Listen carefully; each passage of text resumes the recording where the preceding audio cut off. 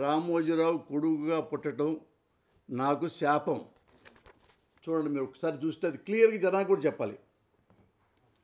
అంటే రామోజీరావు కొడుకు సుమన్ ఏమన్నా అంటే, రామోజీరావు అనేవాడు నా తండ్రి అవ్వటం నా కర్మ, అలాంటి వాడికి నేను కొడుకుగా పుట్టడం నేను చేసుకున్న శాపం.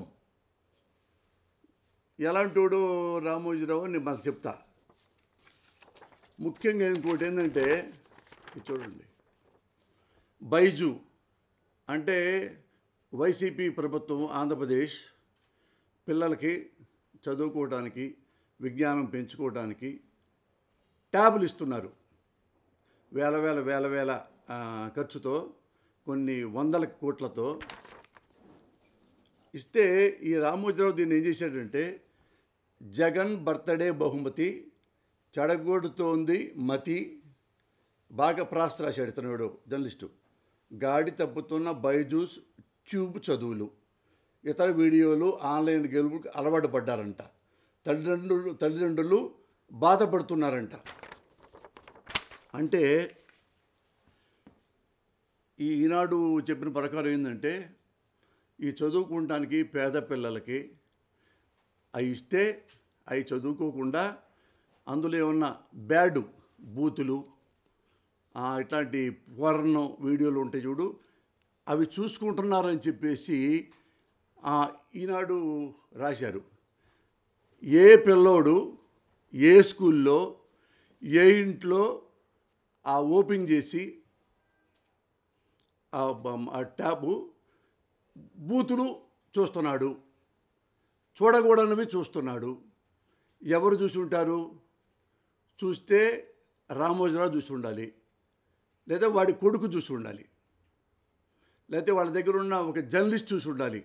గోడ దూకి దొంగచాటుగా ఎవరున్నా ఇట్లా చూసేవాళ్ళు తలుపులు వేసుకుని చూస్తారుగా. అయినా కానీ ఈగలో ఈగగా, దోమలో దోమగా, తొక్కలో తొక్కగా ఆ గదిలో దూరి చూస్తే ఆ ట్యాబుల్లో పచ్చి బూతులు ఉన్నట్టు ఉంటే అప్పుడు ఈ పేపర్లో రాయాలి. దాంతోపాటు విట్నెస్ కూడా పెట్టాలి, సాక్ష్యం కూడా పెట్టాలి.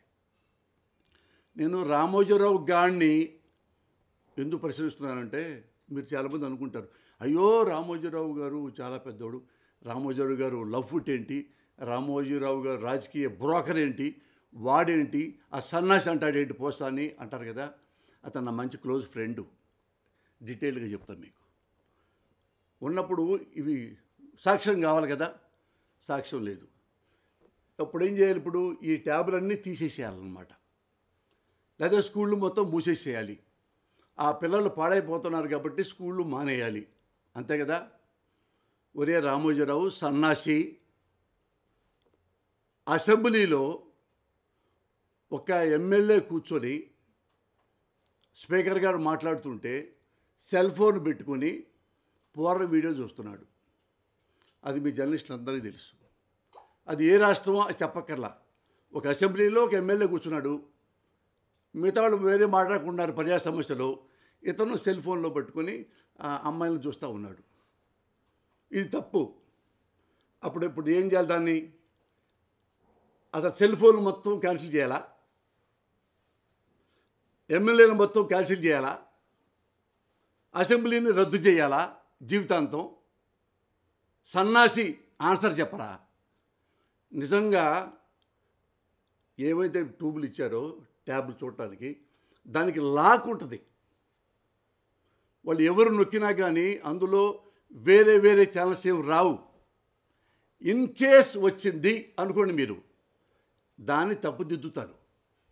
అంతేగాని పేపర్లో ఫ్రంట్ పేజీ మొత్తం వేసేసి పిల్లలందరూ నాశనం అయిపోతున్నారు, వాళ్ళ అమ్మా నాన్న తెగ బాధపడిపోతున్నారు అని ఎట్టా రాస్తావరా బుద్ధి లేనోడా?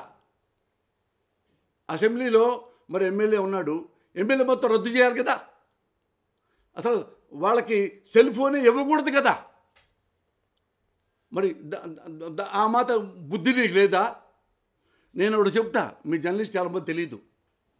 రామోజీరావు నాకు ఎంత ఫ్రెండో. నేను 1984లో